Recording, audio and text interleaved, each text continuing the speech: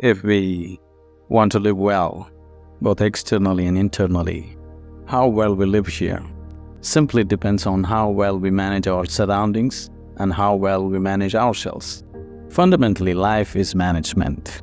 If you don't know how to maintain your body, your mind, your emotion, your situations, your life in general, your home, your communities, nations and the world, the quality of our life is just how well we manage things with ourselves. But generally, we are thinking of management, we are applying ourselves to management only in terms of business management or industry management, or generally we are talking management only with economic situations, not life as a whole. In many ways, it's unfortunate that today the most predominant factor that rules the planet has become economics. The other aspects of life have been totally pushed to the corner.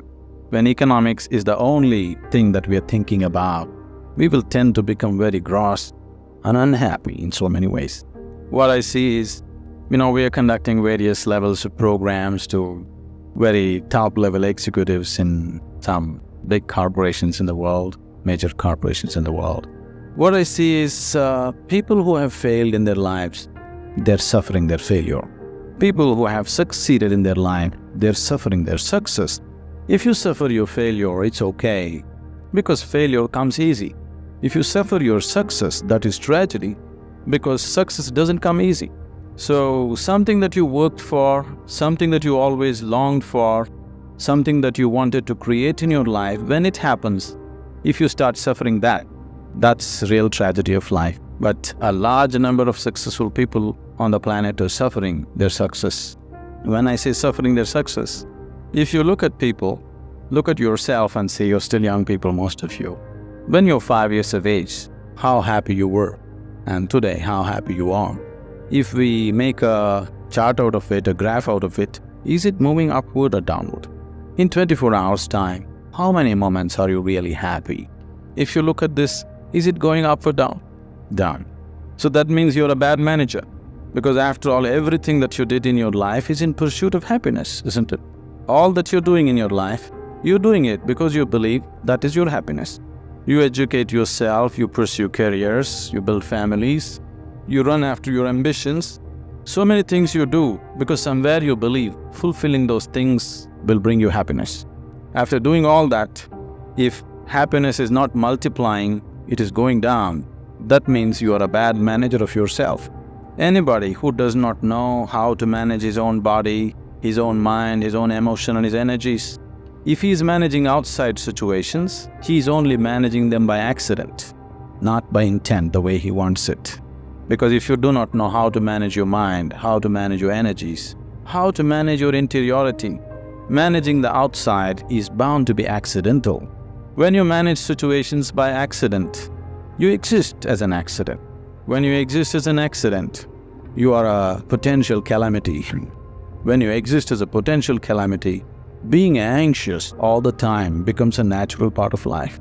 Anywhere you go today, people are talking stress management. I could not understand why anybody wants to manage his stress. I can understand you want to manage your business, your finance, your family, your property, whatever. But why would you want to manage stress? It took me a while to understand these people have come to the conclusion that there is no other way to live. Somehow people have come to the conclusion that if you do things in the world, you're bound to be stressful. One is not stressful because of what they're doing. One is stressful because he's a bad manager of himself. He doesn't know how to manage his own systems. That is why he's stressful. It is not the nature of the job which makes one stressful. You ask a chaparasi, he is also stressful. You ask the top executive, he is also stressful. Everybody believes their job is stressful. No job is stressful. If you have no control over your own systems, you will be stressful. Whether you do something or you don't do anything, isn't it so? See, fundamentally management means we want to decide the course of our destiny. That's management, isn't it? We don't want to live here by accident. We want to take our lives where we want to go. That's management, isn't it so? If you're managing by accident, you are not a manager. Without you, things will run better. So once you say, I'm a manager, that means somewhere you have decided that you want to go in a particular way. You want to have a certain kind of situation, both inward and outward. So everybody is a manager in his own capacity, but in different levels and different types. Whether you manage a kitchen where you cook for 4 people, or you manage a large industry where 10,000 people work, fundamentally, if you want to have a good kitchen or a good industry, you must be a good manager of that situation, isn't it? So whether you're managing a little kitchen or a large industry, if you want to manage outside situations, generally you will have to manage material and people around you.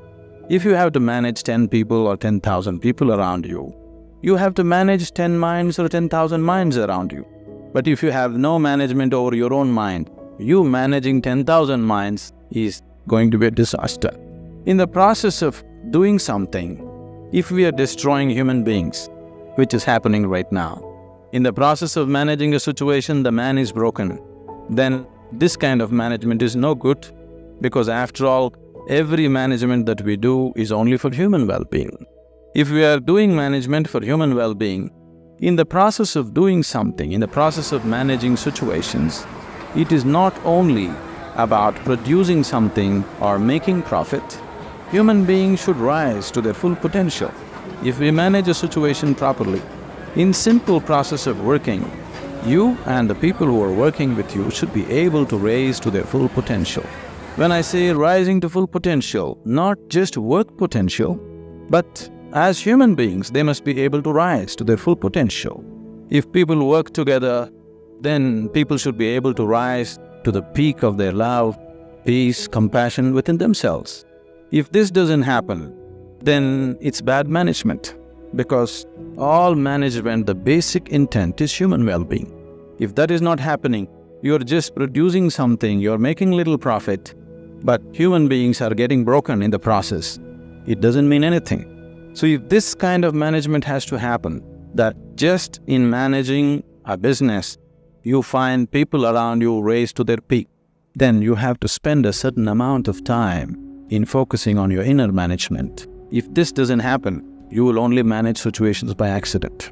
A lot of people have understood management as a way of throwing their weight around. Can I tell you a joke? Are you okay? On a certain day, a lion was really feeling great within himself. He just was walking and a little rabbit was going, he caught him and roared at him, "Who is the king of the jungle?" The little rabbit, terrified, said, You, of course you." He let him go, swaggered around a little bit. Then he found a fox, caught him. "Who is the king of the jungle?" "Oh my lord, it's you, of course, nobody else but you." Then he swaggered around a little bit, caught a few more animals. Everybody screamed out of fear, "You are the king of the jungle." Then he was in full swagger, like a manager, king of the jungle. Walked into a clearing in the jungle. There was a huge tusker standing. He went, stood in front of him and asked, "Who is the king of the jungle?" The tusker took his trunk, rolled him up, picked him up, twirled him around, smashed him to the ground. His back broke. Then the lion said, "You could have just told me." But the tusker said, "You see, I had to make my point." So, a lot of people generally are thinking management means just throwing their weight around. Throwing your weight around is not management. Any fool can do that. If you manage a situation, not just things happening there, people should feel elevated just being in that space. Otherwise, it is not management. Above all, if you go to your place and you manage a situation, you must feel wonderful being there. If that doesn't happen, you're not a good manager. So if this has to happen, you need an inner dimension. When I say inner dimension, what is inner dimension? When I say inner, I'm not just talking about the body or the mind, because both this body and mind you gathered from outside in certain ways, isn't it? For example, this physical body, when you were a child, this body was only this much. Now it's become this much. How did this happen? How did it happen? How did all this body happen? Food that you ate, isn't it? What you call as my body is actually a heap of food that you gathered. What you call as food is just a piece of earth that you converted into food and make it into body, isn't it? So this body is just a heap of food that you gathered over a period of time. What you call as my mind is a heap of impressions that you gathered from outside. Now you have a heap of food and a heap of impressions. If this much gathering has to happen, something more than this must exist, isn't it? If you are capable of gathering such a large body and so much mind, there must be something more fundamental than this. But that never comes into your experience.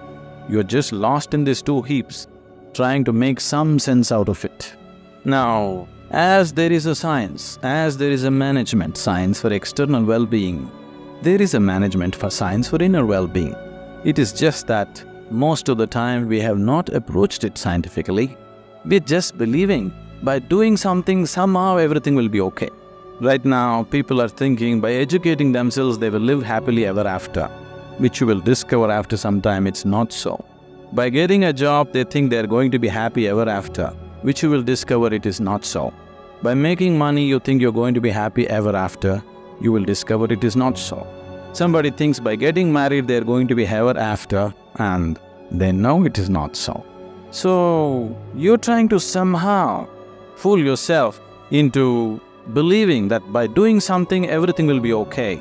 Though repeatedly it has let you down, still you believe that something else, some other miracle will make everything okay. It will not be okay. It once happened. On a certain day, a bull and a pheasant were grazing on the field. You know, a bull, a pheasant, a bird. The bull was grazing on the grass, the pheasant was picking ticks off the bull, they're partners, you know.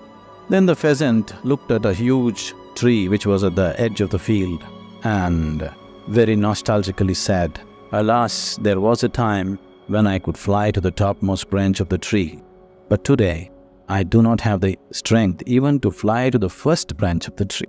The bull very nonchalantly said, "That's no problem. Eat a little bit of my dung every day. You will see within a fortnight's time you will reach the top of the tree." The pheasant said, "Oh, come off it. How is that possible?" The bull said, "Really, please try and see. The whole humanity is on it. You could try too." Very hesitantly, the pheasant started pecking at the dung, and lo, on the very first day it reached the first branch of the tree. In a fortnight's time, it reached the topmost branch of the tree. It just went and sat on the topmost branch and just looking at the scenery, enjoying it. The old farmer saw a fat old pheasant on the top of the tree. He took out his shotgun and shot him off the tree. So the moral of the story is, even bullshit can get you to the top, but never lets you stay there. So, if you're seeking a life of fulfillment, if you're seeking a life of joy and peace and well-being within yourself, don't try to bull yourself in some way. You must do the right thing, otherwise it won't work. Now that you're managers, or to be managers, probably, definitely, I hope they have taught you that unless you do the right thing, it doesn't work with outside. The same goes with the inside. Unless you do the right thing, it just doesn't work. You may just bull yourself to believe that this will make me all right, that will make me all right. Yes, for a moment, but the next moment you crash. Please see, successful people, unsuccessful people, just look at their lives and see in 24 hours, how many moments are they really joyful? How many? You go on the street and see how many joyful faces do you see on the street? Very, very few, isn't it so? Yes? If you see any, usually they are young faces. Over 30 faces are all long faces. What's happened to them? For most of them, their lives have worked out far better than they ever imagined. If you look at yourself as a generation, never before another generation of people have been this comfortable and this well physically as you are right now. Isn't it so? We are the most comfortable generation. No other generation has known these kind of comforts and conveniences. But still, are we any happier than what people were? This is simply because we did not do inner management. We just did external management, no inner management. In the process of creating what we want, the very source of our life, this planet, we're just destroying, isn't it? In pursuit of our happiness, we are just making a bonfire out of this planet. But still we are not satisfied, nor are we any more joyful than what we were 500 years ago as people were, isn't it? So somewhere, we have neglected the interiority. So to turn inward, what is needed? One reason why most young people here have never made any effort to turn inward is because today, any thinking person, the moment he can read ABC, speak English, and he has extra alphabets next to his name, he develops an allergy towards anything spiritual. This is not your fault. These so-called spiritual people have made such jokers out of themselves.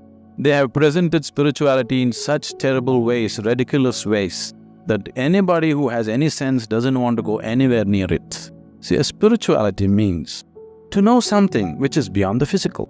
Right now, if you exist as a physical entity, as a body, as a mind, because both these things are accumulations from outside, whatever happens outside will happen inside. If what happens outside begins to happen within you all the time, then you being peaceful and happy is always accidental, because it doesn't matter who you are, how powerful you are, how great a manager you are. External situations will never be 100% in your control. That's the nature of the life. Even if you're just two people in the family, till you don't have absolute control over the situation, isn't it so? As the scope and play of your life increases, you have less and less control over the situations in which you live. That's the reality of life. So if whatever is happening outside is happening within you, you being peaceful and happy in your life is a faraway thing. It's never going to happen. Only when a person begins to experience a dimension beyond the physical within himself, then he can play with the physical world whichever way he wants. He can do the best that he can do with the outside world, but the interiority is undisturbed, always the way you want it. The outside world will not happen the way we want it 100%. At least the inner world should happen the way we want it, isn't it so? The outside will never happen 100% the way we want. That's the reality of life. But at least this one should happen the way we want it. If this is also not happening the way you want it, if your body, if your mind, if your emotions, if your energies are not functioning the way you want it, then this is the worst kind of slavery, because somebody else decides what should happen within you. If somebody else decides what should happen around you, that itself you call it slavery, isn't it so? Yes?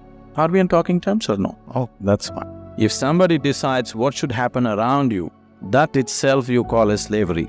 But if someone decides what should happen within you, is it not a more horrible way of being a slave? But please see, the whole world is in it. The only consolation is everybody is like this. Now that you're learning management as a science, I would like you to understand there is a whole science of inner management. If you don't learn that, you may manage businesses, you may manage industry, but still you will not live a life of fulfillment and well-being. If you want to live a life of fulfillment and well-being and offer the same to people around you, it's extremely important you know what it means to manage your interiority. Human lives becomes beautiful not because we do the right things. Human lives become beautiful because we put our heart into what we're doing. It doesn't matter what we're doing. Whether we're sweeping the floor or managing the country or what we're doing, if we are putting our heart into what we're doing, it's beautiful to be doing that activity. Now that you're stepping into the world, not that you don't know, but anyway, now you're stepping into the world in a different dimension than the way you have been till now. Once you step into the world, there's going to be a lot of filth. There is corruption, there is nonsense, there is so many things happening everywhere. There are some set of people, a certain set of people, who will develop an allergy for this filth. They can't stand it. They usually run to the Himalayas because they're allergic to filth. They can't take it. They want everything pure. But such a thing will not happen because the filth of the world has one way or the other has entered our minds. Whether we empower that filth or not is all the option that we have. But we cannot avoid filth. It is there. All the nonsense that can happen in the world, you know in your head, isn't it? So one set of people develop allergy and try to run away, which they can never do, really. Another set of people, a large segment of people, unfortunately, have come to their own kind of philosophies. Anyway, world is full of filth. Let me also become filth. So they have joined that, they have merged into the filth. What we call as filth can also be great manure, If the atmospheres that we live in make us, we cannot call ourselves managers. If we make the atmospheres that we live in, only then we can call ourselves managers. Being a manager means that we are going to create whatever we see as the most beautiful thing to happen right now. Allowing situations to create you is not management at all. Creating the situations that we want is management. As many of them have said many things, this process of education, there is a certain acceleration now that education is over, you're stepping into a new dimension of life, the excitement, and it's always beautiful to step into something new that you believe is going to be wonderful. But what we have seen with life with most people is, now let's say somebody got a job, The first day when they went and sat behind this table was the most fantastic place in the world. But within a few years, behind the same table, they are manufacturing blood pressure, diabetes, ulcers and whatnot. This is not because there is something wrong with the jobs that we do. This is not because there is something wrong with the world that we live in. It is simply because we have not paid sufficient attention to ourselves. We have paid too much attention to what is outside. To succeed in the world, people are always thinking, great aspirations will make you successful. Aspiration is just an initial starting point. Just because you aspire for success, just because you aspire for prosperity, just because you aspire for well-being, it doesn't happen. Success, prosperity, well-being happens because you have made yourself capable of creating those things. Everybody aspires. Who is not aspiring for success in the world? Everybody is aspiring. Even a beggar on the street is trying to be a successful beggar, isn't it so? Every human being is aspiring for it, but only those who have made themselves capable will succeed. Making yourself capable, not only in terms of management skills and other things, but that is needed too, but making yourself capable as a human being to go through situations untouched, to be like a lotus flower, even if you're in the filthiest of situations, to maintain your beauty and fragrance. If one has this, he will float through this life untouched. If one doesn't have it, life will eat him up in so many ways. It's my wish and my blessing that this new set of managers will manage this world, this country, this community, and the business and commerce, which is part of our existence today in the world, in a much better way than the previous generations of people have done, because externally we are better equipped than ever before. If we make a little effort, it's a fortune that an institution has made an effort to equip you internally to whatever extent it was possible for them. If you equip yourself for internal management also, I am sure that this group of people and many more who will pass out of this institution should definitely manage this world, this nation and the communities much, much better than the way it's been done till now. When it comes to management, there's no such thing as perfect management. It is just that if people give themselves absolutely to what they're doing, things will happen. I know you need to learn about finance, this, that, banking and those kind of things. But fundamentally, management is your ability to be capable of inspiring people to do their best. And that's all we can do. If everybody around us are doing their best, that's the best possible management that can happen. So this is not going to come with manipulation. This is only going to come with dedication. This is only going to come with love. This is only going to come because you are willing to give yourself 100% to the person who is next to you at that moment. Oh, is all this possible? Is it not all utopian? You think this is the reality in the corporate sector? It doesn't matter what kind of person you meet. If you just learn to touch the core of his humanity, then you see every human being is willing to do his best for you, always. If you just learn how to touch the very core of a human being who is around you right now, you will see everybody is willing to lay their lives down for you. Only if people around you love you and they want to do the best for you, you will not get ulcers doing management. If people around you are trying to pull you down, you will anyway get ulcers trying to manage situations.